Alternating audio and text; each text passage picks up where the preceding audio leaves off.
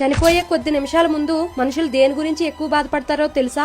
ఆస్ట్రేలియాకు చెందిన బ్రోనీ వేర్ అనే ఈవిడ చనిపోయే స్థితిలో ఉన్న చాలా మందిని అడిగి the top 5 regrets of dyeing అనే బుక్ రాశారు. అందులో ఎక్కువ మంది చెప్పిన 5 విషయాలు ఇవే. 4వది చాలా ఇంట్రెస్టింగ్ గా ఉంటుంది. ఫస్ట్ వచ్చేసి సమాజం ఏమనుకుంటుందో అని ఆలోచిస్తూ బతికేసి మనకిష్టమైనట్లు జీవించలేకపోయామని రిగ్రెట్ ఫీల్ అయ్యారంట.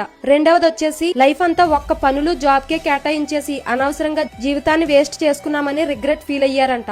3వది మనసులో ఎంత ప్రేమ ఉన్నా చివరి వరకు ఎదుటి వారికి సరిగ్గా ఎక్స్ప్రెస్ చేయకుండా దాచామని రిగ్రెట్ ఫీల్ అయ్యారంట.